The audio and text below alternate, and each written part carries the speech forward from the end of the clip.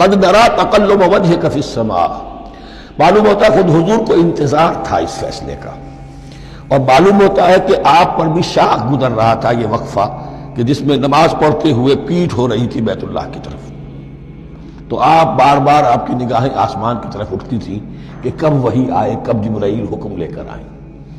قد نرا تقلب وجهك فی السماء، اے نبی ہم نے آپ کے چہرے کا بار بار آسمان کی طرف اٹھنا دیکھ لیا ہے۔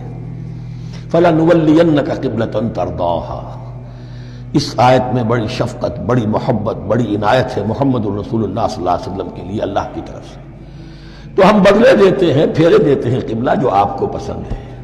ظاہر بات ہے کہ حضور کو جو محبت تھی اور جو بھی آپ کو ایک رشتہ قلبی تھا بیت اللہ کے ساتھ، فَلَنُوَلِّيَنَّكَ قِبْلَةً تَرْضَاهَا، ہم بدلے دیتے ہیں، بدل دیں گے قبلہ اسی طرف جو آپ کو پسند ہے۔ فَوَلِّ وَجْهَكَ شَطْرَ الْمَسْجِدِ الْحَرَامِ، تو بس اب پھیر دیجئے اپنے رخ کو مسجد حرام کے رخ پر۔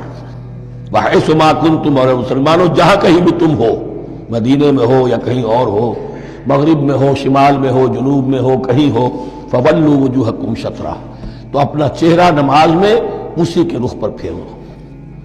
وَإِنَّ الَّذِينَ أُوتُوا الْكِتَابَ لَيَعْلَمُونَ أَنَّهُ الْحَقُّ مِنْ رَبِّهِمْ، اور جن لوگوں کو کتاب دی گئی تھی وہ جانتے ہیں کہ یہ حق ہے ان کے پروردگار کی طرف سے۔ تورات میں بھی یہ مذکور تھا کہ اصل قبلہ ابراہیمی وہی تھا، اس لیے کہ یروشلم تو تعمیر کیا ہے حضرت ابراہیم سے کوئی 1000 سال کے بعد حضرت سلیمان نے۔ یہ جو بھی ہیکل سلیمانی ہے کم سے کم 1000 برس کا فصل ہے حضرت ابراہیم میں حضرت سلیمان میں۔ تو حضرت ابراہیم کا قبلہ کون سا تھا؟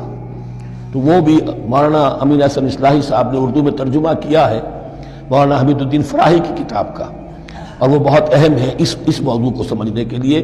بہت سے مسلمان مفسرین نے بھی اس میں ٹھوکر کھائی ہے۔ ان الذین اوتوا الکتاب لیعلمون انہ الحق من ربہم وما اللہ بغافل عما یعملون، اور اللہ غافل نہیں ہے اس سے کہ جو وہ کر رہے ہیں۔